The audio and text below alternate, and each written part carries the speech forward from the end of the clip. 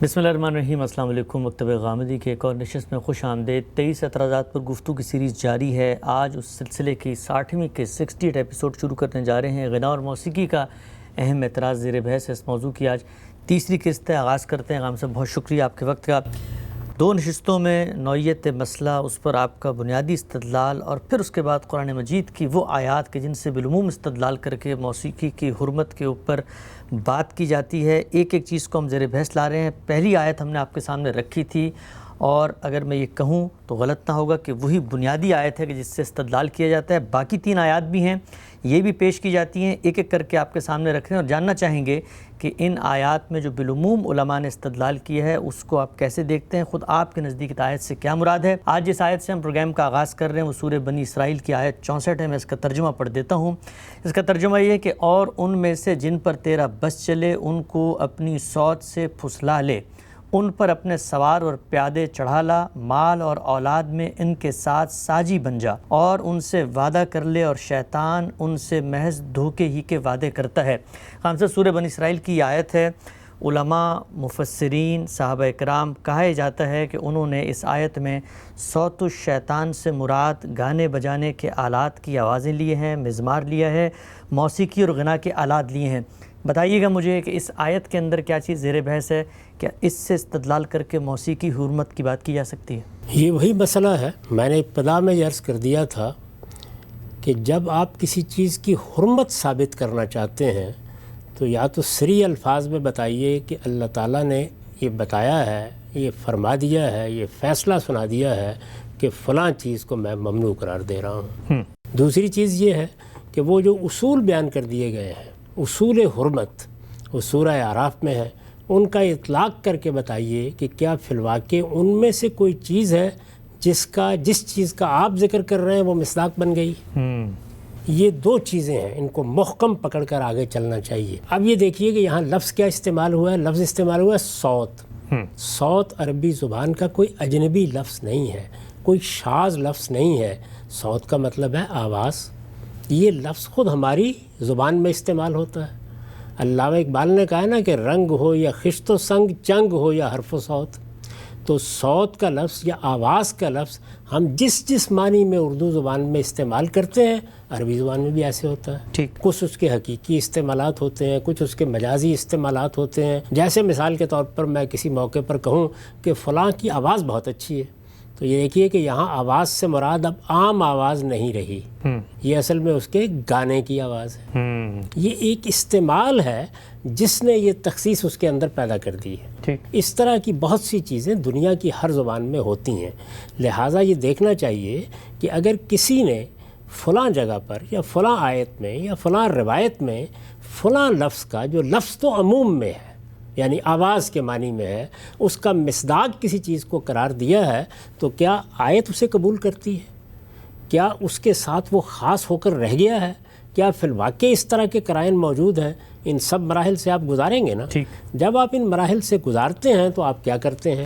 آپ ایک لفظ کو لغت سے اٹھاتے ہیں اور اس کے عموم کے استعمال کو لا کر اس کتاب میں، وہ کتاب قرآن مجید ہے، وہ کتاب آپ کی لکھی ہوئی ہے، وہ شیکسپیئر کا کوئی ڈرامہ ہے، وہ فردوسی کا کوئی شعر ہے، وہ علامہ اقبال کا کوئی کلام ہے، اس پہ آپ رکھ دیتے ہیں اور یہ کہتے ہیں کہ یہاں دیکھیے یہ اس معنی میں استعمال ہو گیا ہے۔ میں نے ابھی آپ کو لفظ صوت اس طرح استعمال کر کے دکھایا، یعنی لفظ صوت جس کو ہم اردو میں آواز کہتے ہیں، آپ اس طرح بھی استعمال کرتے ہیں کہ فلاں آدمی کی آواز بہت اچھی ہے۔ تو یہاں ایک سیاق سباق پس منظر بتا دیتا ہے کہ اس کے گانے یا اس کے غنا کی آواز پر تبصرہ کیا جا رہا ہے۔ اب ظاہر ہے کہ اس سارے معاملے کو سامنے رکھ کر آپ جائزہ لیں گے نا اس کا، یعنی یہ دیکھیں گے کہ یہاں کس مفہوم میں استعمال ہوا ہے۔ تو آئیے اسی ترتیب سے چلتے ہیں۔ سب سے پہلے جس طرح کہ میں عرض کرتا ہوں، شاہ صاحب کا ترجمہ دیکھ لیتے ہیں۔ شاہ صاحب کا یہ ترجمہ میرے سامنے ہے، یہ آیات ہیں، اوپر سے میں اس کو ترجمے کو پڑھ کے سنا دیتا ہوں۔ فرمایا جا، یعنی یہ موقع کون سا ہے؟ یہ موقع وہ ہے کہ جب شیطان نے اپنے آخری درجے کے معاملے کا اظہار کر دیا ہے، یعنی اللہ پروردگار عالم کے سامنے اس کا اظہار کر دیا کہ وہ آمادہ ہے سرکشی پر، وہ اس سے ہٹنے کے لیے تیار نہیں ہے۔ فرمایا یعنی عالم کے پروردگار نے فرمایا جا، پھر جو کوئی تیرے ساتھ ہوا ان میں سے سو دوزخ ہے تم سب کی سزا پورا بدلہ. اچھا. اس کے بعد وہ آیت آتی ہے جو آپ نے پڑھی، اور گھبرا لے ان میں جس کو گھبرا سکے اپنی آواز سے. تو شاہ صاحب نے کیا ترجمہ کیا؟ اپنی آواز سے. ظاہر ہے کہ اگر اس کا لازمی مصداق غنا ہے، اس کا لازمی مصداق گانا بجانا ہے، تو پھر تو یہ ترجمے کے اندر آ جانا چاہیے تھا، یعنی بتا دینا چاہیے تھا اس چیز کو. تو شاہ صاحب نے جب اس کا ترجمہ آواز کیا تو اس کا مطلب یہ ہے کہ وہ اس کو عموم پر باقی رکھ رہے ہیں. اب شیطان کی آواز 10 چیزیں ہو سکتی ہیں، اس کا مصداق 10 چیزیں ہو سکتی ہیں. تو آئیے اس سے آگے بڑھ کے دیکھتے ہیں کہ مسلمانوں کا علم اس کو کس طرح سے دیکھتا ہے. ہم اس سے پہلے بھی اسی ترتیب کے ساتھ چیزوں کا جائزہ لیتے رہے ہیں. میں یہ تعارف کرا چکا ہوں کہ اس میں سب سے پہلے اگر ہم اپنے اسلاف کی روایات کو دیکھنا چاہیں تو طبری کی طرف مراجعت کی جاتی ہے. بہت سے لوگ ہوں گے کہ جو اس آیت کو دیکھیں گے اور یہ کہیں گے کہ یہاں جب یہ کہا گیا ہے کہ شیطان کی آواز تو یہ گانا بجانا ہے. کوئی کہے گا کہ شیطان کی آواز یہ تو اصل میں شرک کی طرف بلانا ہے. کوئی یہ کہے گا کہ یہ اصل میں مختلف فلسفوں کی دعوت ہے. تو 10 باتیں لوگ مصداق کے طور پر کہہ رہے ہوں گے. آیت کس چیز کو بیان کرتی ہے، اور اگر اس سے مراد غنا بھی ہے تو کیا اس سے اس کی حرمت ثابت ہوتی ہے، اور کیا وہ فی الواقع علی الاطلاق شیطان کی آواز قرار پا جاتی ہے؟ ان چیزوں پر ہم گفتگو کرتے ہیں. سب سے پہلے یہ دیکھیے کہ طبری نے یہاں جو اقوال ہیں وہ سب کے سب نقل کر دیے ہیں. یعنی جتنے اقوال بھی ہو سکتے ہیں، ایک شخص نے اس کے یہ معنی لیے ہیں، ایک شخص نے اس کا یہ مصداق قرار دیا ہے. یہ ساری باتیں بیان کرنے کے بعد انہوں نے اپنے معمول کے مطابق پھر تبصرہ کیا ہے. اور میں یہ عرض کر رہا ہوں کہ یہ آج نہیں کر رہے ہم، یعنی آپ جانتے ہیں کہ یہ اولین مجموعہ تفسیر ہے. تو کیا کر رہے ہیں؟ وہ یہ کہتے ہیں کہ وَأَوْلَى الْأَقْوَالِ فِي ذَلِكَ بِالصِّحَةِ أَن يُقَالَ، یعنی اگر آپ اس میں سے صحیح ترین قول کا انتخاب کرنا چاہیں تو یہ کہا جا سکتا ہے. کیا کہا جا سکتا ہے؟ ان اللہ تبارک و تعالی قال لابلیس، کہ یہاں اللہ تعالیٰ نے ابلیس سے یہ کہا ہے کہ وَاسْتَفْزِزْ مِنْ ذُرِّيَّةِ آدم مَنِ اسْتَطَعْتَ أَن تَسْتَفِزَّهُ بِصَوْتِكَ، کہ تو پھسلا لے. استفزاز کیا ہے؟ پھسلا لینا، بہلا کے دوسری جانب ڈال دینا، بہکا کے کسی دوسرے راستے پر لے جانا. تو وہ کہتے ہیں کہ وَاسْتَفْزِزْ مِنْ ذُرِّيَّةِ آدم مَنِ اسْتَطَعْتَ أَن تَسْتَفِزَّهُ بِصَوْتِكَ، کہ تو ذریت آدم میں سے جس کو کر سکتا ہے، آدم کی اولاد میں سے جس کو کر سکتا ہے، اپنی آواز سے پھسلا لے. اپنی آواز سے یعنی شیطان کی آواز سے. فرمایا وَلَمْ يُخَصِّصْ مِنْ ذَلِكَ صَوْتًا دُونَ صَوْتٍ، یہاں اللہ تعالیٰ نے علی الاطلاق آواز کہا ہے، کسی خاص آواز کی تخصیص نہیں کی. یہ طبری بیان کر رہے ہیں، یہ طبری بیان کر رہے ہیں، اور یہ تبصرہ کر رہے ہیں کہ تمام اقوال کو سامنے رکھ کر جو بات کہنی چاہیے، جو ایک صاحب علم کہے گا وہ یہ بات ہوگی کہ وَلَمْ يُخَصِّصْ مِنْ ذَلِكَ صَوْتًا دُونَ صَوْتٍ. یہاں اللہ تعالیٰ نے کسی ایک آواز کو خاص طور پر بیان نہیں کیا کہ یہ گانے بجانے کی آواز ہے، یا یہ طبل جنگ کی آواز ہے، یا یہ کسی خاص دعوت کی آواز ہے. اللہ تعالیٰ نے اس کو خاص نہیں کیا.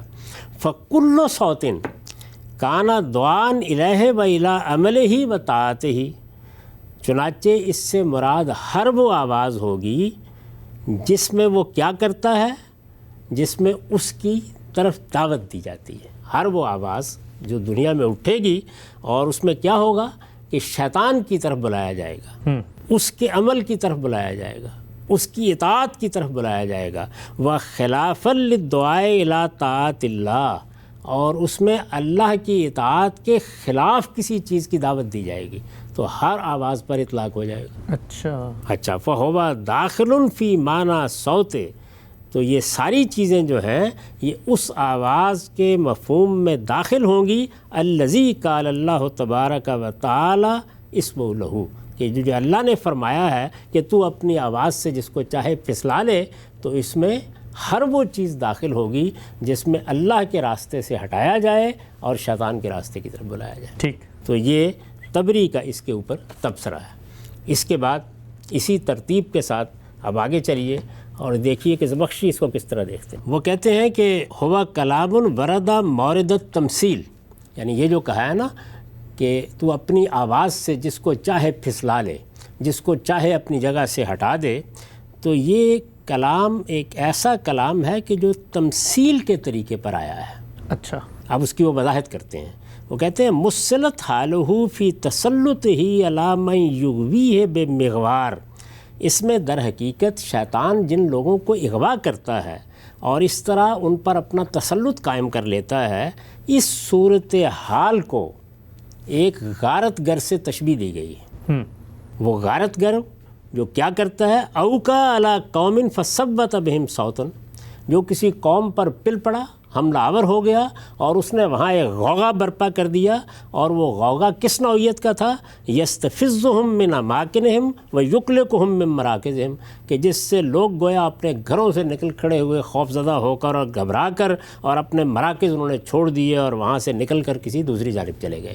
یہ زمخشری کا تبصرہ ہے. یہاں بھی انہوں نے کوئی موسیقی کر رہے ہیں کہ یہ ہے، یعنی جس وقت شیطان حملہ آور ہوتا ہے تو وہ گویا ایک غوغا برپا کر دیتا ہے. اس کی مثال بالکل ایسی ہے کہ جس طرح کوئی غارت گر کسی بستی پر ٹوٹ پڑا ہے اور اس نے وہاں ایک ہنگامہ برپا کر دیا ہے. ایسی صورتحال پیدا کر دی ہے کہ جس کے نتیجے میں لوگ اپنے گھر چھوڑ کر نکل کھڑے ہوئے ہیں، اپنے مراکز چھوڑ کر نکل کھڑے ہوئے ہیں. یہ اس غوغا کا بیان ہے. اب ظاہر ہے کہ اس کی بھی دسیوں صورتیں دنیا میں ہوں گی. ظاہر ہے جب کہا جائے گا شیطان کا غوغا، یہ جنگوں کی صورت میں بھی ہوگا. یہ ہو سکتا ہے کہ موسیقی کی مجالس کی صورت میں بھی کسی وقت یہی اپنا کردار ادا کرے. یہ وعظوں کی صورت میں بھی ہوگا. یہ مذہبی لوگ جب ایک دوسرے کے اوپر پل پڑتے ہیں تو اس کی ایک تصویر وہاں بھی آپ کو نظر آئے گی. تو اس کے 10 مصداق ہیں جو دنیا کے اندر ہوں گے. ہمارے یہ جلیل القدر علماء کیا بتا رہے ہیں؟ یعنی کیا یہ کہہ رہے ہیں کہ یہاں علی اطلاق اللہ تعالیٰ نے موسیقی کی حرمت بیان کر دی ہے یا موسیقی کو شیطان کی آواز قرار دے دیا ہے؟ یہاں یہ بتایا گیا ہے کہ شیطان اپنی آواز سے لوگوں کو پھسلانے کا کام کرے گا. آواز کا مصداق اس کا غوغا بھی ہو سکتا ہے، اس کی دعوت بھی ہو سکتی ہے، اس کا پیغام بھی ہو سکتا ہے. وہ جن چیزوں کو فلسفے کے طور پر بیان کرے گا اور لوگ ان کو لے کر اٹھیں گے، یہ ساری چیزیں اس کا مصداق ہو سکتی ہیں. ٹھیک. تو یہ تبری نے بیان کیا، یہ زمخشری نے بیان کیا. میں نے آپ کو بتا دیا کہ خود شاہ صاحب نے، یعنی شاہ عبد القادر نے، جن کے ترجمے پر ہمارے یہاں تفسیر کی بنیادیں رکھی گئی ہیں، انہوں نے بھی یہاں ترجمہ کرتے وقت کیا الفاظ استعمال کیے، اور گھبرا لے ان میں سے جس کو چاہے گھبرا سکے. مجھے یہ بتائیے کہ موسیقی گھبراتی ہے، اپنی جگہوں سے اکھاڑتی ہے، اور گھبرا لے ان میں سے جس کو گھبرا سکے اپنی آواز سے. تو وہی مفہوم ہے جس کو شاہ صاحب بھی ادا کر رہے ہیں کہ ایک غوغا برپا کر دے، لوگوں میں اضطراب پیدا کر دے، دین کے معاملے میں ترددات پیدا کر دے، شبہات میں ان کو مبتلا کر دے. تو گویا یہ ساری چیزیں ہیں جن کو یہاں لفظ صوت سے ادا کیا ہے قرآن مجید نے. یعنی آیت بہت ہی خوبی کے ساتھ اس پوری کیفیت کو بیان کرتی ہے جو شیطان پیدا کرتا ہے. اب اس کے بعد آئیے مولانا سید ابوالعلا صاحب مودودی کی طرف، وہ اس کو کس طرح سے دیکھتے ہیں. میں یہ عرض کر دوں کہ موسیقی کے بارے میں، تصویر کے بارے میں ان کا نقطہ نظر وہی ہے جو ہمارے ہاں عام طور پر علماء کا ہے. جب نقطہ نظر وہی ہے تو پھر تو ان میں سے ہر آیت سے ان کو بھی یہ استدلال کرنا چاہیے تھا. جی. ہم اس سے پہلے یہ دیکھ چکے کہ سورہ لقمان کی آیت کے بارے میں بھی انہوں نے وہ بات نہیں کہی. اس لیے کہ کوئی آدمی جس کو کوئی مقدمہ ہی ثابت نہیں کرنا ہے، وہ آیت کو دیکھے گا، لفظ کو دیکھے گا، اس کے مقام کو دیکھے گا، اس کے محل وقوع کو دیکھے گا، یہ دیکھے گا کہ اس پس منظر میں بات کہی گئی ہے. عموم ہے تو عموم پر رہتا ہے، خصوص ہے تو اس کی دلیل کیا ہے. ان میں سے کوئی چیز بھی نہیں ہے.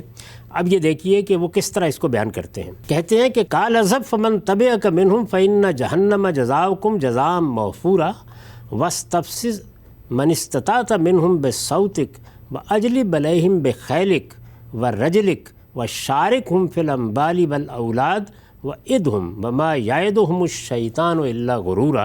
اچھا تو جا، یعنی اللہ تعالیٰ نے شیطان سے کہا اچھا تو جا، ان میں سے جو بھی تیری پیروی کریں تجھ سمیت ان سب کے لیے جہنم ہی بھرپور جزا ہے. تو جس کو اپنی دعوت سے پھسلا سکتا ہے پھسلا لے.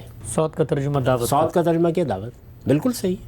اس کی وجہ یہ ہے کہ شیطان کی آواز ظاہر ہے کہ اس کی دعوت ہے. اگر آپ غور کریں تو یہی بات تبری نے کہی ہے. یعنی جب قرآن مجید کی تفسیر کی ابتدا ہوئی ہے تو تمام اقوال کو سامنے رکھ کر انہوں نے کہا کہ جو قول سب سے زیادہ اس کا تقاضا کرتا ہے کہ اسے صحیح سمجھا جائے، جس کی ترجیح قائم ہوتی ہے، وہ یہی بات ہے کہ شیطان جس چیز کی بھی دعوت دے، جس چیز کی طرف بلائے، وہ ظاہر اپنی طرف بلائے گا، اپنے اعمال کی طرف بلائے گا، وہ اپنی اطاعت کی طرف بلائے گا، وہ اللہ کی اطاعت سے روکنے کی صحیح کرے گا.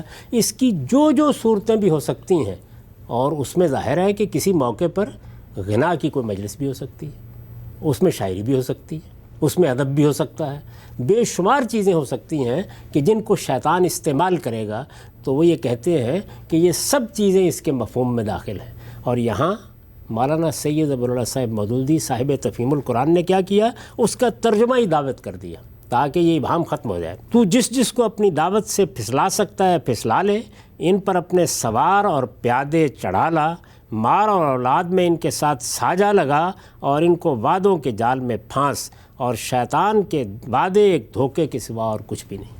ٹھیک. یہ مولانا سید ظفراللہ صاحب مودودی کی تفسیر ہے. اب اس کو سامنے رکھ کے آپ دیکھیے کہ میں نے اس کو البیان میں کس طرح سے کھولا ہے. یہی مقام ہے، آیتیں اس سے پہلے پڑھی جا چکی ہیں، میں صرف ترجمہ پڑھ دیتا ہوں. میں نے ترجمہ کیا ہے، فرمایا اچھا تو جا، پھر ان میں سے جو تیری پیروی کریں گے وہ سب جہنم کا ایندھن ہے، اس لیے کہ جہنم ہی تم سب لوگوں کے لیے پورا بدلہ ہے. ان میں سے جس پر تیرا بس چلے تو اپنے غوغا سے انہیں گھبرا لے. یعنی یہاں صوت کا ترجمہ کیا کیا گیا ہے؟ غوغا. تو اپنے غوغا سے انہیں گھبرا لے، ان پر اپنے سوار اور پیادے چڑھا لا، ان کے مال اور اولاد میں ان کا ساجی بن جا، اور ان سے وعدے کر لے. حقیقت یہی ہے کہ شیطان جو وعدے ان سے کرتا ہے دھوکے کے سوا کچھ نہیں ہوتے. ٹھیک. اب اس پر میں نے وضاحت میں لکھا ہے، یہ اس شور و غوغا کی طرف اشارہ ہے جو شیطان کے اٹھائے ہوئے لیڈر، یعنی ترجمہ کیا ہے نا، تو اپنے غوغا سے انہیں گھبرا لے.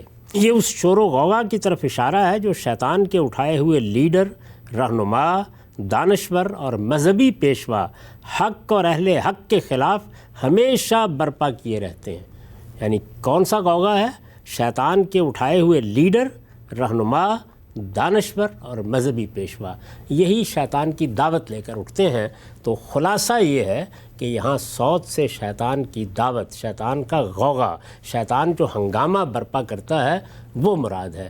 اور اس کو بہت خوبی کے ساتھ ادا کیا ہے زمخشری نے، جس طرح کہ میں نے آپ کو سنایا کہ وہ یہ کہتے ہیں کہ ایک غارت گر جب کسی بستی پر حملہ آور ہوتا ہے تو جو صورتحال پیدا کر دیتا ہے، جس طرح سے لوگ گھبرا کے نکل کھڑے ہوتے ہیں، جو ایک غوغا اور غلغلے کی کیفیت پیدا ہو جاتی ہے، یہاں در حقیقت صوت سے وہ مراد دی گئی ہے. ٹھیک. تو یہ خلاصہ ہے. اس میں آپ یہ بتائیے کہ کیا فی الواقع آپ ضمیر کے پورے اطمینان کے ساتھ یہ کہہ سکتے ہیں کہ اس آیت سے موسیقی کی حرمت پر استدلال کیا جا سکتا ہے؟ ہم سب یہ بات تو واضح ہوتی ہے کہ یہ صوت کا لفظ کس پس منظر میں آیا ہے، اور جس طرح سے آپ نے مسلمانوں کی علمی تاریخ اور مفسرین کی آراء بیان کی کہ ہر وہ چیز جس میں شیطنت پائی جائے، شیطان اپنی طرف بلائے، وہ اس میں شامل ہوگی. سوال ایک ذہن میں یہ آتا ہے کہ اگر یہ اتنا ہی عمومی تبصرہ تھا جس طرح کہ آپ نے بیان فرمایا، تو پھر یہ کیوں کہا جاتا ہے کہ ابن عباس نے اس سے مراد جو ہے وہ موسیقی لی، اور فلاں صحابی نے اور فلاں تابعی نے اس سے مراد مزمار لیا اور اس طرح کے آلات لیے؟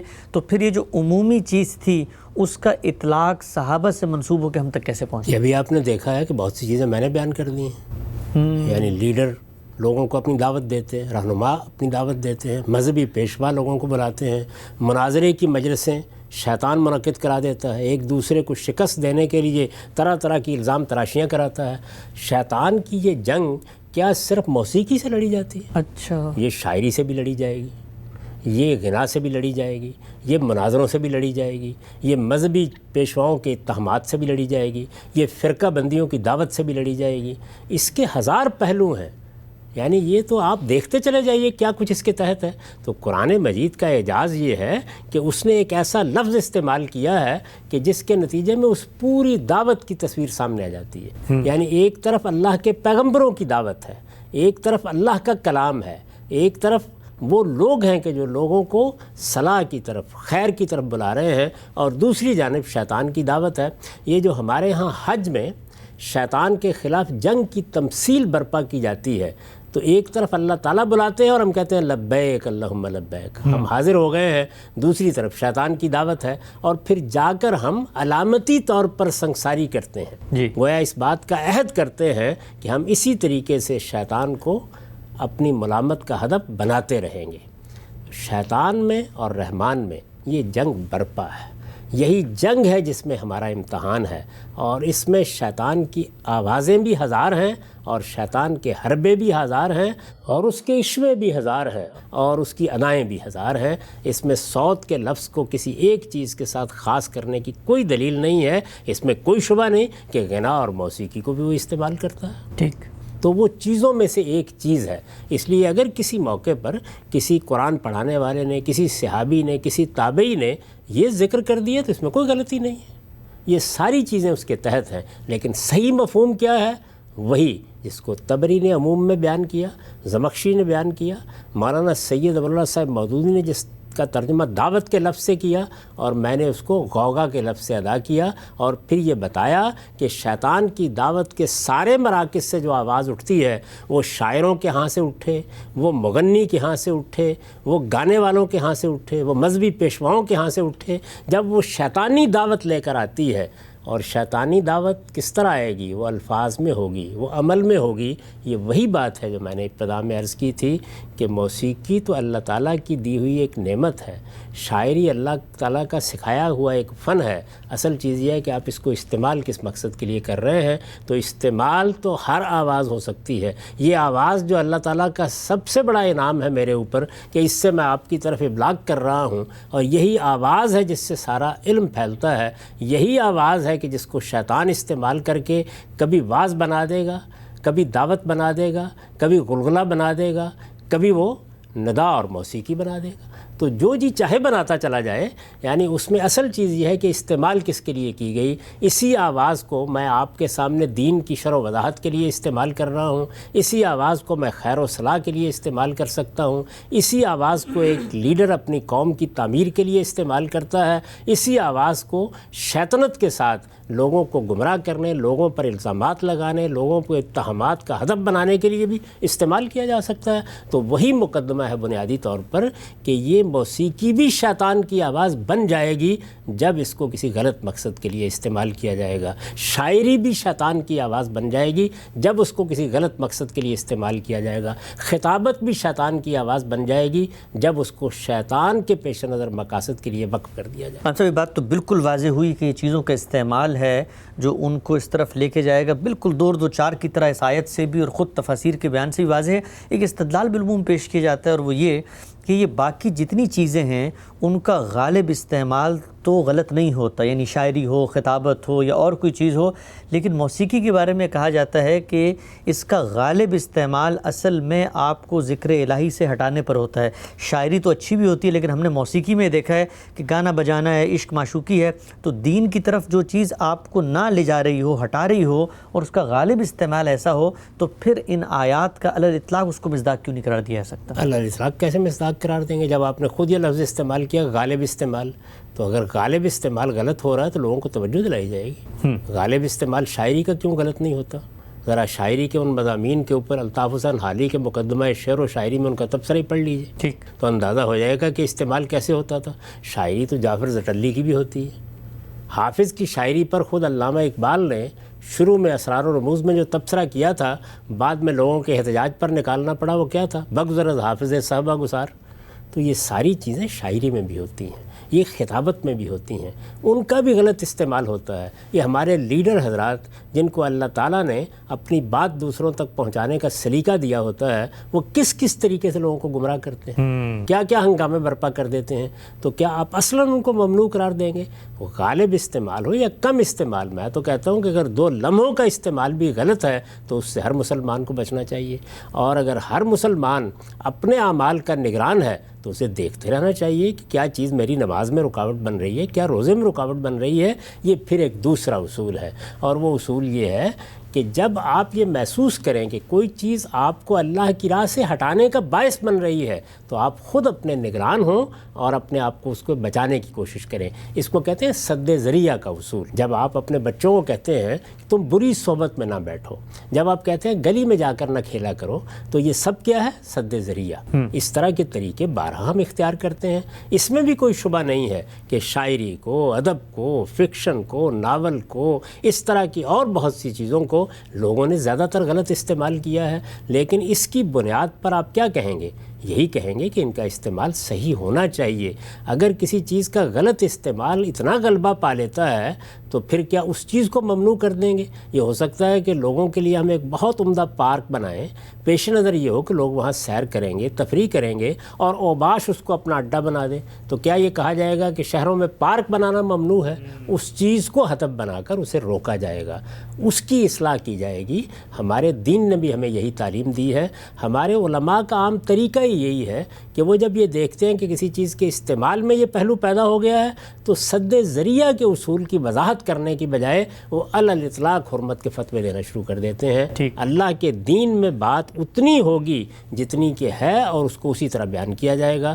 خلاصہ یہی ہے کہ موسیقی ہے، شاعری ہے، دوسرے فنون لطیفہ ہیں، یہ ان کا استعمال ہے۔ اگر استعمال زیادہ تر غلط ہوتا ہے تو بار بار لوگوں کو توجہ دلائی جائے گی کہ غلط استعمال سے بچنے کی صحیح کرو، لیکن یہ کبھی بھی نہیں کہا جائے گا کہ یہ چیز اصلاً ممنوع ہو گئی ہے، اس لیے کہ وہی چیز اگر لوگ اپنی اصلاح کا بندوبست کر لیں تو وہ بڑے اچھے مقاصد کے لیے استعمال ہو سکتی ہے، تو اس کو کیوں نہ کیا جائے۔ یہ بالکل ایسے ہی ہے جیسے شروع میں جب ٹیلی ویژن آیا یا ریڈیو آیا تو اس کا بھی غالب استعمال کا فتویٰ دے دیا گیا اور لوگوں کو کہا گیا گھروں سے نکال کے ان کو توڑ دو۔ آج کون ہے جو اس سے اپنے آپ کو بچائے ہوئے ہیں؟ میں لاؤڈ اسپیکر کی اعلیٰ مکبر الصوت کہا جاتا تھا اسے، اس کی مثال دے چکا ہوں آپ کو۔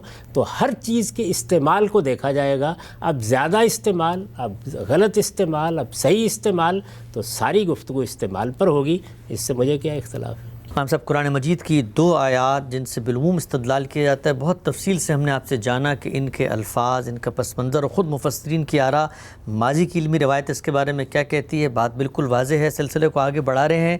یہ تیسری آیت میرے سامنے ہے، موسیقی کی حرمت کے ہر استدلال میں سر عنوان ان 4 آیات میں سے تیسرے نمبر پہ اسی کو پیش کیا جاتا ہے۔ یہ آیت کیا ہے؟ سورہ فرقان کی آیت نمبر 72 ہے۔ اس کے الفاظ ہیں وَالَّذِينَ لَا يَشْهَدُونَ الزُّورَ وَإِذَا مَرُّوا بِاللَّغْوِ مَرُّوا كِرَامًا، اور وہ لوگ کسی زور یعنی جھوٹ اور باطل میں شریک نہیں ہوتے، اور اگر کسی لغو پر ان کا گزر ہوتا ہے تو وقار سے گزر جاتے ہیں۔ آپ نے مختلف تفسیری روایات کا یہاں ذکر بھی کیا تھا، طبری میں، ابن کثیر میں، جساس کی احکام القرآن میں بہت سے لوگوں کے اقوال ہیں، یہاں تک کہ امام حنیفہ بھی کہا جاتا ہے کہ اس آیت سے میں زور سے مراد غنا ہی لیتے تھے۔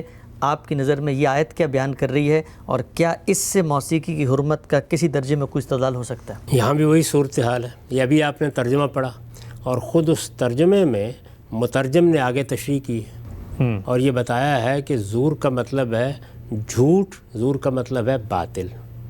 عربی زبان کا یہ بھی معروف لفظ ہے، ٹھیک جس طرح صوت عربی زبان کا ایک معروف لفظ ہے، کوئی ایسا شاذ لفظ نہیں ہے کہ جس کی تحقیق کی ضرورت ہو۔ ہم اپنی زبان میں بھی لفظ زور کو جھوٹ کے معنی میں استعمال کرتے ہیں۔ اچھا، یہ وہی لفظ ہے۔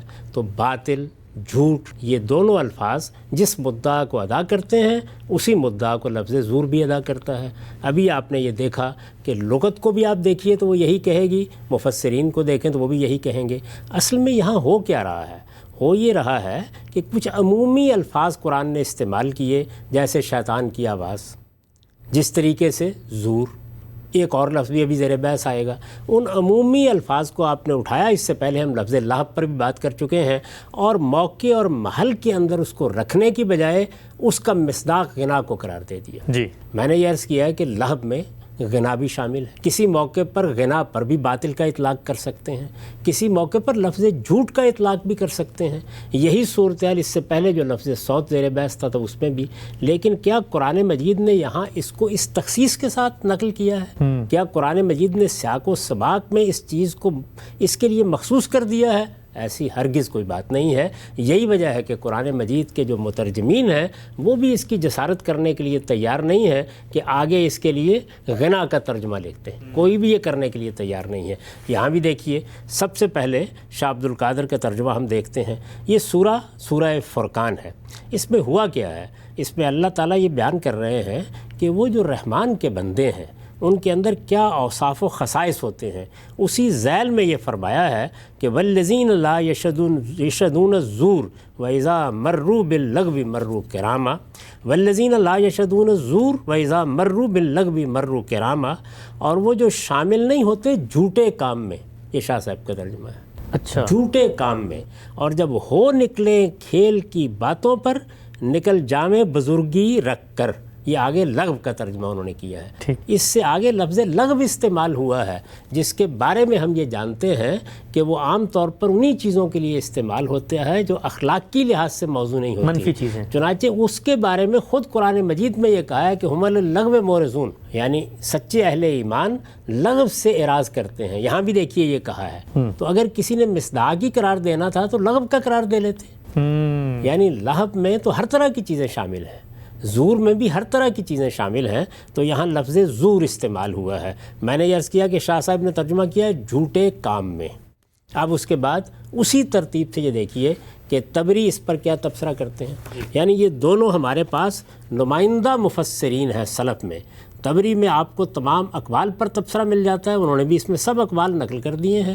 جو لوگ بھی زور کی کوئی تشریح کر رہے ہیں انہوں نے بیان کر دی ہے.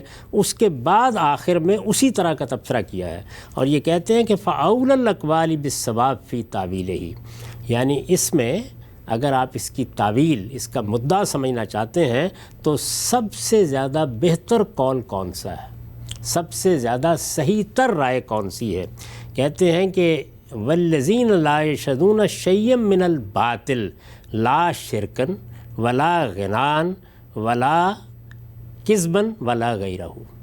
یعنی وہ کسی ایسی مجلس میں حاضر نہیں ہوتے جہاں کسی باطل کا ارتکاب کیا جا رہا ہے، کسی شرک کا ارتکاب کیا جا رہا ہے، کوئی گانا بجانا ہو رہا ہے، یا یہ کہ وہاں جھوٹ کی کوئی مجلس راستہ کر لی ہے. ٹھیک. وَكُلَّمَا لَزِمَهُ اسم الزور، اور ہر وہ چیز جس پر لفظ زور چسپاں ہو سکے، جسے زور قرار دیا جا سکے. یعنی زور چونکہ جھوٹ کو کہتے ہیں تو اس وجہ سے ہر چیز جس میں آپ کوئی خرابی دیکھتے ہیں، جس میں لوگوں کو نہیں بیٹھنا چاہیے، جو کسی صاحب ایمان کے شائن شان نہیں ہے، سب چیزیں اس میں شامل ہوں گی. لِأَنَّ اللَّهَ عَمَّ فِي وَصْفِهِ إِيَّاهُمْ أَنَّهُمْ لَا يَشْهَدُونَ الزُّورَ. اس لیے کہ اللہ تعالیٰ نے جب ان کا یہ وصف بیان کیا کہ وہ زور میں شامل نہیں ہوتے تو اپنے اس بیان کو عموم پر رکھا ہے. فلا ينبغي ان يخص من ذلك شيء، تو یہ کسی کے لیے موضوع نہیں ہے کہ ان میں سے کسی خاص چیز کو وہ بیان کر دے. اچھا. یعنی یہ کہہ دے کہ اس سے مراد تو غنائی ہے، صرف غنا اس سے مراد تو شرکی ہے، اس سے مراد تو جھوٹی ہے. ان میں سے کوئی چیز بھی کسی کے لیے موضوع نہیں. الا بحجت یجب التسلیم لها، الا یہ کہ اس کے پاس کوئی قطعی دلیل ہو کہ جس کے سامنے ہر شخص سر جھکا دے. من خبر او عقل، اور ظاہر ہے کہ یہ ایسی دلیل کہاں سے آئے گی؟ یا رسالت بآب صلی اللہ علیہ وسلم سے آئے گی، کوئی خبر ہوگی، اور یا عقلی تقاضا ہوگا. تو وہ یہ کہتے ہیں ان میں سے کوئی چیز بھی اس کے لیے نہیں پیش کی جا سکتی کہ وہ اسے کسی چیز کے ساتھ بھی خاص قرار دے دے، یہاں تک کہ اس کا ترجمہ شرکی کر دیا جائے. اس لیے کہ اللہ تعالیٰ نے عموم میں ایک بات کہی ہے، تو اس عموم میں آپ خصوص بغیر کسی دلیل کے پیدا کیسے کر سکتے ہیں؟ ٹھیک. تو یہی دیکھیے زمخشری نے بیان کیا. اب صاحب یہ جو طبری نے یہاں پر بھی تبصرہ کیا، اس کے اندر جب یہ فرمایا کہ ہر وہ مجلس جہاں پہ شرک ہو، تو وہاں پر غنا کا بھی انہوں نے تو علی الاطلاق بغیر کسی شرط کے، بغیر کسی قید کے ذکر کر دیا. تو کیا اس کا مطلب سمجھا جاتا ہے کہ غنا ان کے نزدیک اس میں شامل ہے؟ یہ وہی چیز ہے جو میں نے پہلے عرض کی. یعنی اس کا چونکہ عام طور پر غلط استعمال ہوتا ہے تو اس پر بھی اس کا اطلاق کر دیں گے. یعنی ایسی بہت سی چیزیں ہیں، لیکن اصول آگے بتا دیا انہوں نے. اصول آگے بتا دیا. یعنی انہوں نے یہ بتایا کہ غنا کی بھی بعض مجالس ایسی ہو سکتی ہیں کہ کسی شریف النفس آدمی کو وہاں شریک نہیں ہونا چاہیے. ٹھیک. یہ دونوں چیزیں ہر جگہ موجود ہوں گی. یعنی ایک چیز جو اپنی ذات میں غلط نہیں ہے، اس کا برا استعمال ہوتا ہے تو بعض اوقات ہم اسی طریقے سے اس کا ذکر کر دیتے ہیں. ایک زمانے میں ریڈیو اور ٹیلی ویژن کے بارے میں یہی اسلوب ہم اختیار کیا کرتے تھے، مذہبی لوگ اختیار کیا کرتے تھے. کسی کے گھر میں اگر ریڈیو ہے یا ٹیلی ویژن ہے تو یہ سمجھا جاتا تھا کہ فاسق و فاجر ہے. اس وقت بھی یہی صورتحال ہے. نہیں. تو یہ ہوتا ہے، استعمال کی بنیاد پر ایسے الفاظ بعض اوقات کہہ دیے جاتے ہیں. اصل چیز یہ ہے کہ کیا اللہ تعالیٰ نے خاص طور پر یہاں اس کا ذکر کیا اور اس کے بارے میں کہا ہے کہ اہل ایمان کبھی اس طرح کی مجلس میں نہیں جاتے. یہ دیکھیے زمخشری اس کو کس طرح دیکھتے ہیں. وہ یہ کہتے ہیں یحتمل انہم ینفرون عن محاضر الکذابین و مجالس الخطائین فلا یحضرونها ولا یقربونها. کہتے ہیں ایک احتمال یہ ہے، ایک صورت یہ ہے کہ اس آیت کا مطلب یہ لیا جائے کہ جو سچے اہل ایمان ہیں، جو رحمان کے بندے ہیں، وہ جھوٹوں کی مجلسوں سے اور گناہ گاروں کی مجلسوں سے دور رہتے، ان سے گریزاں رہتے ہیں، وہاں کبھی نہیں جاتے، ان کے قریب بھی نہیں پھٹکتے. کیوں؟ تنزہاً عن مخالطۃ الشر و اہلہ، اس لیے کہ وہ چاہتے ہیں کہ ان کا شر کے ساتھ اختلاط نہ ہو، بری چیزوں کے ساتھ اختلاط نہ ہو. وہ ایسی مجلسوں میں نہ جائیں کہ جو لوگ وہاں بیٹھے ہوئے ہیں وہ اگر اہل شر ہیں، وہ اگر برائیاں کرنے والے ہیں تو ان پر بھی اس کا اثر پڑے. اور اس کے بعد یہ کہتے ہیں کہ وَصِيَانَةً لِدِينِهِمْ عَمَّا يَسْلِمُهُ، اس میں ان کے پیش نظر یہ ہوتا ہے کہ وہ اپنے دین کی حفاظت کریں کہ کوئی چیز اس میں رخنا نہ ڈال دے. تو وہ کہتے ہیں کہ ایک مطلب آیت کا یہ ہے. دوسرا کیا ہے؟ وَيَحْتَمِلُ أَنَّهُمْ لَا يَشْهَدُونَ شَهَادَةَ الزُّورِ، دوسرا مطلب اس کا یہ ہو سکتا ہے کہ وہ کبھی جھوٹی گواہی کے موقع پر نہیں اپنے آپ کو جانے دیتے. یعنی یہ دوسرا پہلو ہے. تو یہ کہتے ہیں کہ اگر یہ مطلب لوگے تو تالیف جملہ یہ ہوگی کہ فَحُذِفَ الْمُضَافُ وَأُقِیمَ الْمُضَافُ إِلَیہ مَقَامَہُ، اس صورت میں یہ تالیف ہو جائے گی کہ یہاں مضاف حذف کر دیا گیا ہے اور اس کی جگہ پر مضاف علیہ کو رکھ دیا گیا ہے. گویا زور کا لفظ بول کر اصل میں جھوٹی گواہی، شہادت الزور کا مطلب مراد لیا گیا ہے. یہ زمخشری کہتے ہیں کہ دوسرا امکان ہے اس معاملے میں. اب اس کے بعد جس طرح ہم پہلے دیکھتے رہے ہیں، مولانا سید ابواللہ صاحب مودودی کا نقطہ نظر دیکھ لیتے ہیں کہ وہ اس کو کس طرح دیکھتے ہیں، کس طرح اس کا ترجمہ کرتے ہیں. یہ دیکھیے سورہ فرقان کی یہی آیت ہے، انہوں نے اس کا ترجمہ کیا ہے. اور رحمان کے بندے وہ ہیں جو جھوٹ کے گواہ نہیں بنتے. ترجمہ کس کا کیا؟ اسی لفظ زور کا. جھوٹ کے گواہ نہیں بنتے اور کسی لغو چیز پر ان کا گزر ہو جائے تو شریف آدمیوں کی طرح گزر جاتے ہیں. ٹھیک، جھوٹ کے گواہ نہیں بنتے. اور اس کے آگے لغو چیز کا ذکر ہے جس کو زیر بحث ہی نہیں لا رہے لوگ، طرح حالانکہ اگر لانا تھا تو اس کو زیر بحث لانا چاہیے تھا. تو یہاں دیکھیے اس کے اوپر وہ لکھتے کیا ہیں، کہتے ہیں اس کے بھی دو مطلب ہیں. یہ جو بات بیان ہوئی نا، جیسے زمخشری نے بیان کیا کہ ایک احتمال یہ ہے، دوسرا احتمال یہ ہے. یعنی یہ مطلب بھی ہو سکتا ہے کہ وہ کسی جھوٹ کی مجلس میں نہیں بیٹھتے، کسی شر کے قریب نہیں پھٹکتے، ایسے لوگوں کے ہاں نہیں جاتے جو اللہ کی نافرمانیاں کرتے ہیں، جو جھوٹی باتیں کرتے ہیں، جو باطل کو پھیلاتے ہیں اور اس طرح وہ اپنے دین کی حفاظت کرتے ہیں. انہوں نے دوسرا مطلب کیا بیان کیا تھا؟ وہ جھوٹی گواہی کے موقع پر نہیں بیٹھتے. تو یہاں انہوں نے پہلے ترجمہ کیا کیا؟ جو جھوٹ کے گواہ نہیں بنتے. اس کے بعد اس کی وضاحت کی ہے، کہتے ہیں اس کے بھی دو مطلب ہیں. ایک یہ کہ وہ کسی جھوٹی بات کی گواہی نہیں دیتے، یہ وہی بات ہوئی نا. ایک یہ کہ وہ کسی جھوٹی بات کی گواہی نہیں دیتے اور کسی ایسی چیز کو واقعہ اور حقیقت قرار نہیں دیتے جس کے واقعہ اور حقیقت ہونے کا انہیں علم نہ ہو، یا جس کے خلاف واقعہ و حقیقت ہونے کا انہیں اطمینان ہو، اس پر کبھی گواہی نہیں دیتے. دوسرے یہ، یعنی یہ پہلا مطلب ہے. دوسرے یہ کہ وہ جھوٹ کا مشاہدہ نہیں کرتے، اس کے تماشائی نہیں بنتے، اس کو دیکھنے کا قصد نہیں کرتے.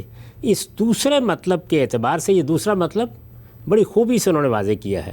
یعنی وہ جھوٹ کا مشاہدہ نہیں کرتے، اس کے تماشائی نہیں بنتے، اس کو دیکھنے کا قصد نہیں کرتے.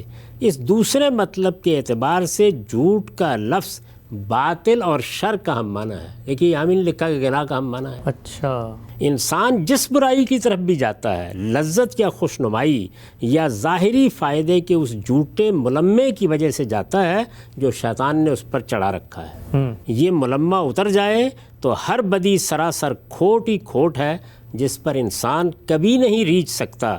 لہٰذا ہر باطل، ہر گناہ اور ہر بدی اس لحاظ سے جھوٹ ہے کہ وہ اپنی جھوٹی چمک دمک کی وجہ ہی سے اپنی طرف لوگوں کو کھینچتی ہے. مومن چونکہ حق کی معرفت حاصل کر لیتا ہے اس لیے وہ اس جھوٹ کو ہر روپ میں پہچان جاتا ہے، خواہ وہ کیسے ہی دل فریب دلائل یا نظر فریب آرٹ یا سماعت فریب خوش آوازیوں کا جامہ پہن کر آئے. تو دیکھیے سب چیزوں کا احاطہ کر دیا. یعنی غنا یہ جامہ پہن کر آئے، شاعری یہ جامہ پہن کر آئے، تقریر یہ جامہ پہن کر آئے، کسی مجلس میں اس کا انعقاد کیا گیا ہو، ہر حال میں ایک صاحب ایمان کو، رحمان کے بندے کو اس سے دور رہنا چاہیے. ٹھیک، یہ وہی بات ہے کہ کسی بھی چیز کا اگر کہیں غلط استعمال ہو رہا ہے، مجلس میں جانا، لوگوں میں بیٹھنا، گپ شپ کرنا، دوستوں سے ملنا، کیا اپنی ذات میں ممنوع ہے؟ لیکن اگر وہ مجلس جس طرح کے زمخشری نے الفاظ استعمال کیے مجلس الکذابین بن گئی ہے یا مجلس الخطائین بن گئی ہے تو پھر بھی اس میں بیٹھنا چاہیے. اسی طرح شاعری ہے، اسی طرح ادب ہے. اگر اس میں کوئی فحش چیزیں بیان ہو رہی ہیں، اس میں اللہ کی راہ سے روکا جا رہا ہے تو اس کے بارے میں بھی یہی بات کہی جائے گی. تو یہ وہ اطلاق ہے کہ جس اطلاق کو سمجھنا چاہیے، اگر اس میں کسی نے غنا کا ذکر کر دیا ہے تو اس کی بھی نفی کی ضرورت نہیں ہے۔ غنا کا استعمال فی الواقع بعض اوقات ایسا ہوتا ہے کہ جس سے ہم اپنے بچوں کو بھی بچنے کے لیے کہتے ہیں، اپنے آپ کو بھی کہتے ہیں، دوسروں کو بھی اس کی نصیحت کرتے ہیں۔ ہم سے بھی تیسری آیت بھی واضح ہوئی اور بالکل دو چار کی طرح، بلکہ میں کہوں گا کہ جو باقی علمی ذخیرہ ہے، ماضی کے مفسرین ہیں، ان کی بات سے ہی اصل نقطہ نظر واضح ہو جاتا ہے کہ یہاں پر لفظی طور پر موسیقی کی حرمت کا کوئی استدلال نہیں کیا جا سکتا۔ قرآن مجید کے حوالے سے ہم زیر بحث لا رہے ہیں وہ تمام آیات جن سے موسیقی کی حرمت پہ استدلال کیا جاتا ہے۔ آخری آیت میرے سامنے ہے، اس آیت کو پڑھنے سے پہلے میں یہ کہوں گا کہ اس آیت سے بھی یہ استدلال قطعی طور پہ کیا جاتا ہے کہ اس میں ایک لفظ ایسا آ گیا ہے کہ باقی جگہوں پر تو عمومی الفاظ تھے، لیکن اس لفظ سے تو مراد ہی غنا ہے۔ کہا یہ جاتا ہے کہ قرآن مجید کی سورہ نجم میں ارشاد ہوا ہے کہ کیا تم اس کلام پر تعجب کرتے ہو، ہنستے ہو، روتے نہیں ہو اور تم صامد ہو وانتم صامدون۔ علامہ قرطبی نے لکھا ہے کہ علماء اکرام اس آیت سے بھی موسیقی کی حرمت پہ استدلال کرتے ہیں، اور ابن عباس کا ایک قول نقل کیا ہے کہ حمیر کی لغت میں یہ جو لفظ ہے صامدون، صمود، اس سے مراد غنا اور موسیقی ہے۔ آخری آیت موسیقی کی حرمت کے استدلال میں کیا کہتے ہیں؟ پھر ایک مرتبہ یہ بات دہرا دوں کہ آپ کیا لفظ بول رہے ہیں؟ حرمت، یعنی حرمت میں استدلال اس طریقے سے کیا جاتا ہے۔ غنا کا لفظ عربی زبان کا معروف لفظ نہیں ہے، مزامیر کا لفظ عربی زبان کا معروف لفظ نہیں ہے۔ قرآن مجید نے اس کی حرمت بیان کرنی ہوتی تو اس طریقے سے وہ اس کو بیان کرتا۔ جب کسی چیز کی حرمت بیان کرنا ہوتی ہے تو اس کے لیے الفاظ کیا ہیں، تعبیریں کیا ہیں، میں پہلی نشست میں اس پر تفصیل سے گفتگو کر چکا ہوں۔ یہاں ہم نے کیا دیکھا؟ کچھ عمومی الفاظ تھے اور وہ بھی کہاں زیر بحث آئے؟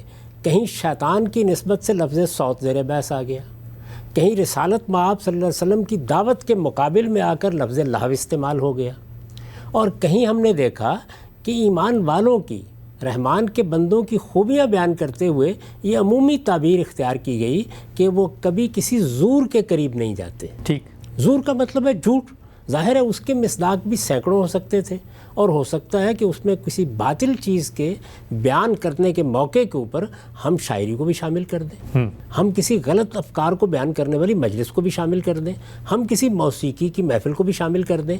یہ چیزیں مصداق کے طور پر زیر بحث آتی ہیں، اور جب یہ بات بیان کی جاتی ہے تو اس موقع کے اوپر آپ دیکھتے ہیں کہ کس محل میں اس کو بیان کیا جا رہا ہے۔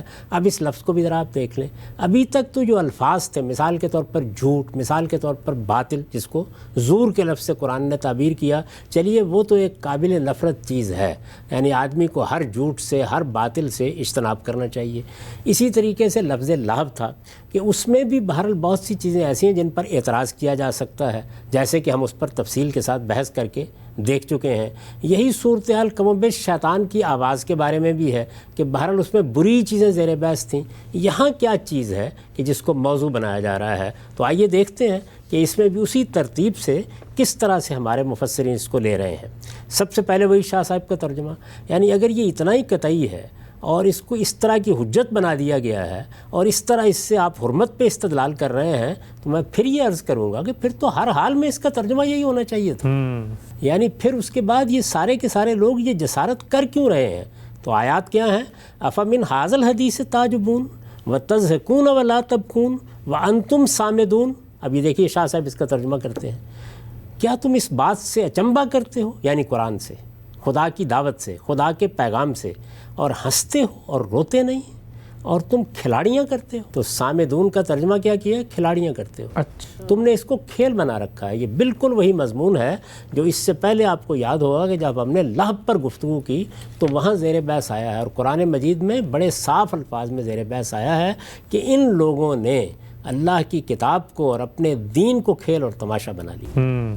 تو میں یہ عرض کر چکا ہوں کہ آپ کسی کھیل کا استعمال دعوت حق کے مقابلے میں کریں، آپ کسی موقع کے اوپر ہنسی مسخری کا دین کو موضوع بنا لیں، یعنی بیٹھ کر باتیں کرنا، کوئی لطیفے کی بات سنا دینا اپنی ذات میں ممنوع نہیں ہے، لیکن اگر یہ قرآن کے مقابلے میں آ گیا ہے، اگر یہ اللہ کے رسول کے مقابلے میں آ گیا ہے، اگر دعوت حق کے مقابلے میں آ گیا ہے، کوئی صاحب علم آدمی لوگوں کو اللہ کا پیغام پہنچانے کے لیے آپ کے محلے میں آئے ہیں اور آپ نے پوری آواز سے لاؤڈ سپیکر لگا دیا اور اس کے اوپر گانے نشر کرنا شروع کر دیے ہیں، تو اب اس کے باطل ہونے میں اور اس کے قابل نفرت ہونے میں کیا شبہ ہے؟ ٹھیک، یہ وہی چیز ہے جس کو 2 لفظوں میں نے بیان کیا تھا کہ یہ سب اللہ کی نعمتیں ہیں۔ تمام فنون لطیفہ ان کو اس لحاظ سے دیکھا جائے گا کہ آپ ان سے کیا کام لے رہے ہیں، میں ان سے کیا کام لے رہا ہوں، میں ان سے کوئی اچھا کام لے رہا ہوں۔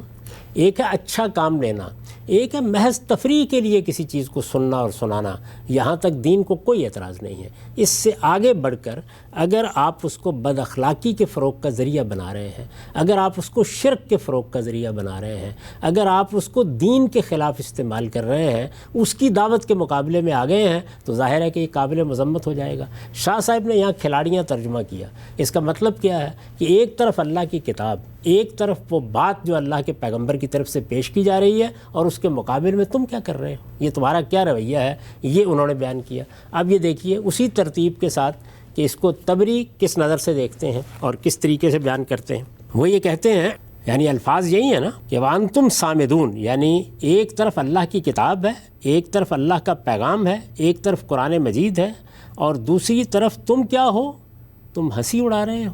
تمہیں تو رونا چاہیے تھا اس موقع پر۔ یعنی قرآن مجید کے الفاظ یہ ہیں، بالکل تقابل میں بیان فرما رہا ہے۔ ایک طرف اللہ کی کتاب، ایک طرف اللہ کا پیغام، ایک طرف اللہ کا کلام، اس کے مقابل میں یہ ہنسی مذاق، اس کے مقابل میں شاہ صاحب کی تعبیر کے مطابق یہ کھلاڑیاں، تم اس کو کھیل تماشا بنا رہے ہو۔ یہ موقع ہے وَأَنْتُمْ صَامِدُونَ، تو لفظ صامدون پر وہ لکھتے ہیں وَأَنْتُمْ لَاهُونَ أَمَّا فِيهِ مِنَ الْعِبْرِ وَالذِّكْرِ، یعنی یہ قرآن مجید تو عبرت دلانے کے لیے آیا تھا، یہ یاد دہانی کے لیے ہے، یہ اللہ کا پیغام پہنچانے کے لیے ہے، تم اس سے غافل ہو کر کسی دوسری سرگرمی میں مصروف ہو، یہ اس کا مطلب بیان کر رہے ہیں۔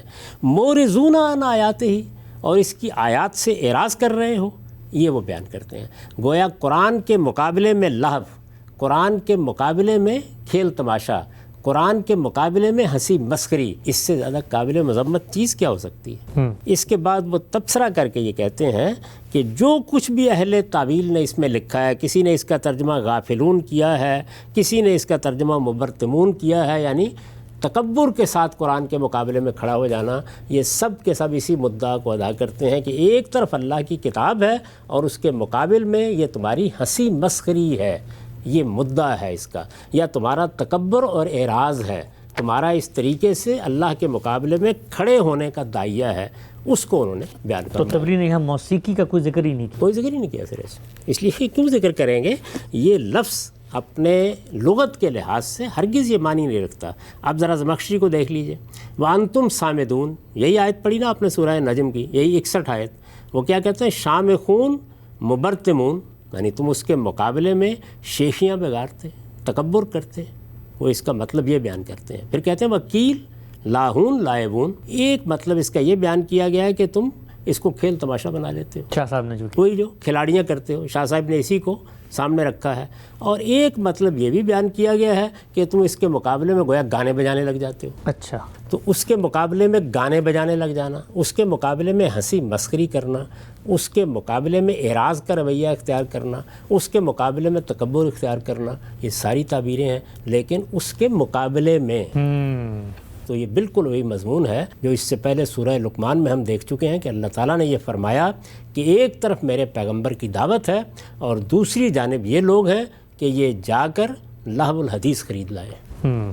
یہ موقع ہوتا ہے، یعنی کسی بات کی مذمت کیوں کی جا رہی ہے، کیا محل ہے، کیا چیز پیش نظر آ گئی ہے، تو موقع اور محل سے ہٹا کے، تو میں نے بارہا ہی عرض کیا ہے کہ آپ ایک ہاکی کا میچ منعقد کر دیں گے اور اس کے مقابل میں دعوت دین ہوگی، اس کے مقابل میں لوگوں کی اصلاح کا کوئی داعیہ ہوگا، تو اس کو بھی اس وقت مذموم ٹھہرایا جائے گا اور آپ سے کہا جائے گا کہ یہ آپ کیا کر رہے ہیں۔ اس کے بعد دیکھیے اب مولانا سید ابواللہ صاحب مودودی اس کو کس طرح بیان کرتے ہیں۔ انہوں نے ترجمے میں ترجیح دی ہے اس کو، یہ دیکھیے، اب کیا یہی وہ باتیں ہیں جن پر تم اظہار تعجب کرتے ہو، ہنستے ہو اور روتے نہیں ہو، اور گا بجا کر انہیں ٹالتے ہو؟ گا بجا کر انہیں ٹالتے ہو، انہوں نے گا بجا کر کے معنی کو لے لیا ہے، لیکن بالکل صحیح محل پر استعمال کیا ہے کہ ایک طرف اللہ کی بات، ایک طرف اس کے مقابلے میں تمہارا رویہ. تمہیں تو چاہیے تھا کہ اس موقع پر روتے، اور تم اس کو ہنسی مذاق کا موضوع بنا رہے ہو اور گا بجا کر انہیں ٹالتے ہو، ان سے اعراض کا طریقہ اختیار کرتے ہو. لیکن اس کے بعد ذرا سنیے اس کی تفسیر میں کیا لکھتے ہیں. کیا فی الواقع اسی طرح حرمتیں ثابت ہوا کرتے ہیں؟ وہ لکھتے ہیں اصل میں لفظ سامدون استعمال ہوا ہے جس کے 2 معنی اہل لغت نے بیان کیے ہیں. ابن عباس، اکرمہ اور ابو عبیدہ نحوی کا قول ہے کہ یمنی زبان میں سمود کے معنی گانے بجانے کے ہیں، اور آیت کا اشارہ اس طرف ہے کہ کفار مکہ قرآن کی آواز کو دبانے اور لوگوں کی توجہ دوسری طرف ہٹانے کے لیے زور زور سے گانا شروع کر دیتے تھے. میرے بھائی، اگر قرآن کی آواز کو دبانے اور لوگوں کی توجہ دوسری طرف ہٹانے کے لیے اللہ کے پیغمبر کی تلاوت قرآن کے مقابلے میں زور زور سے گانا شروع کر دیا جائے تو اس کے قابل مذمت ہونے میں کیا شبہ ہے؟ میں اس وقت اس پہ بحث نہیں کر رہا کہ قرآن مجید کیا یمن کی زبان میں اترا ہے، یعنی قرآن مجید قریش کی زبان میں اترا ہے اور اس میں وہی معنی لیے جائیں گے، لیکن لے لیجئے آپ، اس سے کوئی فرق نہیں پڑتا. دوسرے معنی ابن عباس اور مجاہد نے یہ بیان کیے ہیں کہ الصمود البرتما وَهِيَ رَفْعُ الرَّاسِ تَكَبُّرًا كَانُوا يَمُرُّونَ عَلَى النَّبِي صلی اللہ علیہ وسلم غضابًا مبرتمین، یعنی صمود تکبر کے طور پر سر نوڑانے کو کہتے ہیں. دیکھیے اب یہ حرمت ایسی ثابت ہوتی ہیں، ایک وہ معنی ہے، ایک یہ معنی ہے. وہ کون بیان کر رہے ہیں؟ وہ ابن عباس اور اکرمہ. یہ کون بیان کر رہے ہیں؟ ابن عباس اور مجاہد. اچھا، تو یہ معنی بھی بیان کر رہے ہیں، وہ بھی کر رہے ہیں. یعنی صمود تکبر کے طور پر سر نوڑانے کو کہتے ہیں. کفار مکہ رسول اللہ صلی اللہ علیہ وسلم کے پاس سے جب گزرتے تو غصے کے ساتھ منہ اوپر اٹھائے ہوئے نکل جاتے تھے. راغب اصفہانی نے مفردات میں بھی یہی معنی اختیار کیے ہیں، اور اس معنی کے لحاظ سے سامدون کا مفہوم قتادہ نے غافلون اور سعید بن جبیر نے مورزون بیان کیا ہے. اچھا، یعنی غافلون غفلت میں پڑے ہوئے، مورزون اعراض کیے ہوئے، منہ موڑے ہوئے. یہ اس لفظ کے معنی ہیں. میں یہ کہتا ہوں آپ گانا بجانا ہی لے لیجئے، تو یہاں کس چیز پر تبصرہ ہوگا؟ ان کے رویے پر تبصرہ ہوگا. انہوں نے جو طریقہ اختیار کیا ہے، جو پیغمبر کے مقابلے میں آ کر گانے بجانے کو کھڑا کر دیا ہے، اس پر ہم شروع سے بات کر رہے ہیں کہ یہ چیز تو ہر حال میں قابل مذمت ہے. میں نے اس کو کس طرح بیان کیا ہے اپنی تفسیر البیان میں. وہی آیات ہیں، آیات بار بار پڑھی جا چکی ہیں، ترجمہ سن لیجئے. پھر کیا ہماری اس بات پر تعجب کرتے ہو، ہنستے ہو، روتے نہیں؟ تم پندار کے نشے میں غافل پڑے ہو. میں نے اس کا ترجمہ یہ کیا. ٹھیک، یہ ابھی آپ نے دیکھا نا، یہ سب معنی بھی اہل علم نے بیان کیے ہیں. میرے نزدیک یہاں صحیح مفہوم یہ ہے، تم پندار کے نشے میں غافل پڑے ہو، سو ہوش میں آؤ اور اللہ کے سامنے سجدہ ریز ہو جاؤ اور اس کی بندگی کرو. ٹھیک، تو یہ موقع ہے، اس میں کس طریقے سے آپ موسیقی یا مزامیر کی حرمت ثابت کریں گے؟ کیا اسی طریقے سے حرمتوں کے لیے استدلال کیا جاتا ہے؟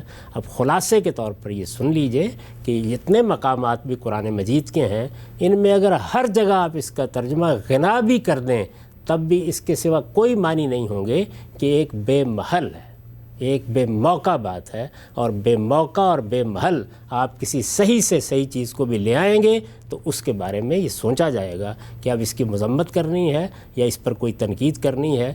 میں نے پھر عرض کیا کہ آپ بیٹھے ہوئے گپ شپ کر رہے ہیں، باتیں کر رہے ہیں، آپ دوستوں کے ساتھ بیٹھے ہیں اور ایک دوسرے کو لطائف سنا رہے ہیں. عام حالات میں اس پر اعتراض نہیں ہوگا.